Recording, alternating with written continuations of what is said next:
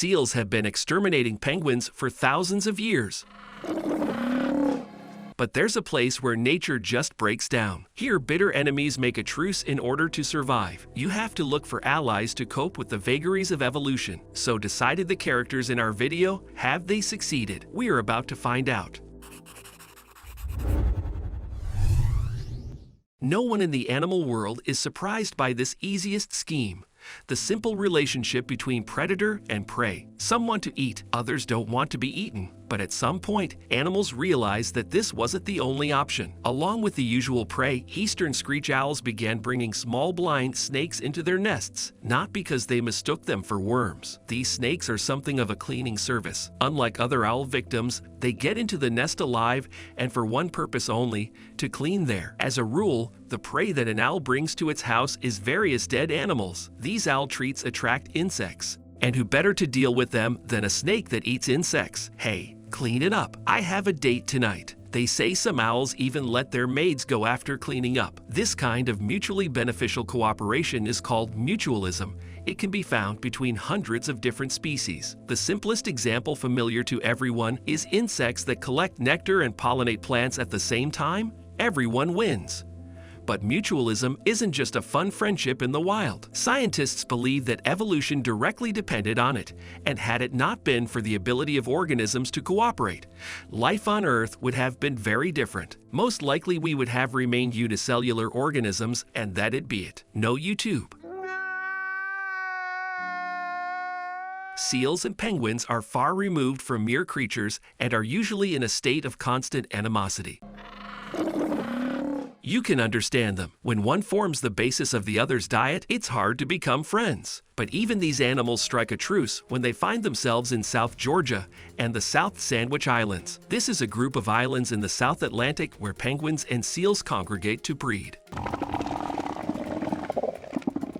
The usual harsh laws of nature don't apply here, because the very existence of these species depends on breeding. To survive, they have to become good neighbors. Yes, of course, in the wild animal world, it's everybody on its own. But cooperation is a way to protect themselves, to get food, to survive, to evolve. And one of the most stunning examples is the birds called greater honeyguides, small creatures with an amazing feature. Honeyguides have learned to cooperate with humans. Yeah, you got it right. They weren't domesticated, it was their decision. When a honeyguide notices a human, it will do everything it can to attract their attention. It'll fly close to their face and make loud noises and do everything to make the person follow it to the hive. And the rest is simple. Humans know how to scare the bees away and collect honey, so the birds end up with beeswax. Some experts believe that these tiny birds discovered the benefit of humans as early as 1.9 million years ago and have been using us ever since. Okay, we've been cooperating ever since. However, sometimes such an alliance is far from beneficial. Honey guides can be too clever from time to time. They lead people not to honey at all, but to dangerous animals like wild buffalo or leopards. Watch it. But why? Is it revenge, a navigational error, or is it a way for birds to get rid of animals that have wronged them? Kick that leopard over there. But it seems to be more complicated and scarier than that. If honey guides are hungry, they can deliberately lure a human into a place where people risk death so that they can snack on them later. These birds eat more than just waxes. I'll give you a second to imagine everything I just said. This is one of the strangest examples of mutualism I've come across. Next in line is the mistletoe bird, a small Australian bird that can only exist in symbiosis with the amima plant. It has no roots of its own, so it survives by attaching itself to a tree, and this requires the help of the mistletoe bird, which in turn feeds on almost nothing but the fruits of amima. Having digested them, the bird defecates and wipes the results on a branch of some tree, leaving the seeds on it. They stick so firmly to the bark that they soon germinate, and so the parasitic plant already has full access to the nutrient juices of the tree. Then amima has new fruits, the cycle repeats. This is exactly what I was talking about. In order to survive, you have to band together. But there are more confusing examples, devil's gardens. What sounds like the name of a location in some game are in fact special areas in the Amazon forest, or only one or two kinds of trees grow, with any others dying. There are no ominous spirits, and the trees are to blame either. Miamelicus schumani are responsible for eliminating competitors. They inhabit the chosen tree and poison all neighboring trees with antacid, so that their home can grow freely. A bigger tree means a bigger colony, but devil's gardens aren't the only example of strange mutualism that can be found in the Amazon forests. There are also butterflies, and butterflies need tear. Tears in rain. Almost all of the water in the rainforests of the western Amazon is fresh, so the animals lack macronutrient minerals and primarily salt. Predators make up for the deficiency with animal food, but butterflies don't eat other creatures, fortunately. That's why they drink turtle tears, a kind of thing found only in the forests of the Amazon. The turtles don't mind. The partnership is somehow one-sided.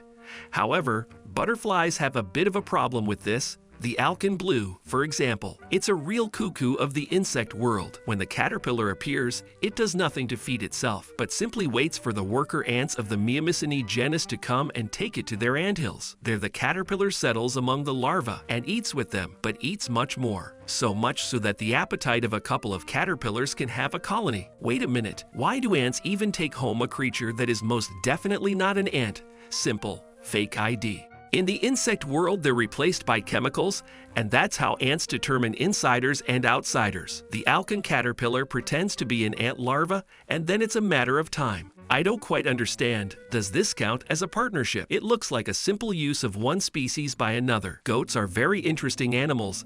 They have good balance, a wonderful appetite, and a complete lack of conscience. So, in search of food, goats can easily climb higher. And it doesn't matter where exactly this higher will be, on some rock, on a tree, or on the back of a donkey. However, any other sufficiently patient and more or less tall animal could be in its place.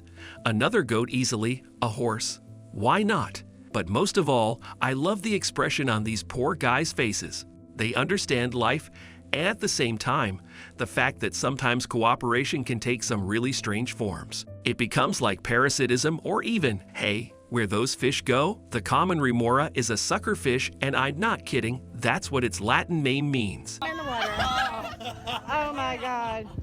The remora feeds on crustaceans, plankton, small fish, and it's also terribly lazy, so it almost doesn't swim, and why do it on your own when you can hitch a ride? The fish attaches itself with a suction cup to large marine animals like sharks and turtles, and thus makes long journeys. It migrates from place to place, and sometimes there are several such travelers, a whole tour bus. But if anyone could really get well in life, it's the monkey gobies. They live in burrows and mate there as well, although they can't dig the holes. So the snapping shrimps work for them. The shrimps dig small caves and then share them with the fish. The gobies in turn, well, they don't do anything. They just stay with the shrimps. Okay, actually these fish kind of monitor their surroundings so that no predator gets too close. The snapping shrimps have too weak eyesight to do this on their own, so they can be convinced of anything. Is that a shark? No, it's just a shadow. Are you sure about that? I definitely saw a shark. Would I lie to you? Don't get distracted. They're kind of typical roommates. One has to be quiet if the other brings a girl. I'm not alone in here. What? You get the idea. At the same time, tarantulas are too cool to share their place with anyone, so they get a pet for a specific purpose. Ants are very fond of eating tarantula eggs in order to protect its egg sac. The spider puts a frog in its nest, and I'm not sure if anyone asks for its consent. The frog devours ants and other small insects and thus guards the tarantula's eggs. As a bonus, it gets a personal bodyguard to protect it from other predators. But the tarantula remains a tarantula and sometimes oblivious, can eat its own pet. Well, oops. I would have preferred a symbiosis with the suckerfish, but it turns out that everything in the wildlife world is about profit. Look, it's really sad. But don't be too disappointed in animal altruism. Now the platypus is going to have to save the day. It feeds on all sorts of little things that live in rivers, and it swims well even in the murkiest of waters. At the same time, the kingfisher hunts small fish and is only able to dive quickly for them. Muddy water prevents it from getting food. It's good to have a platypus nearby. No, seriously, look, a couple of bubbles and anxious fish, and that's it, dinner served.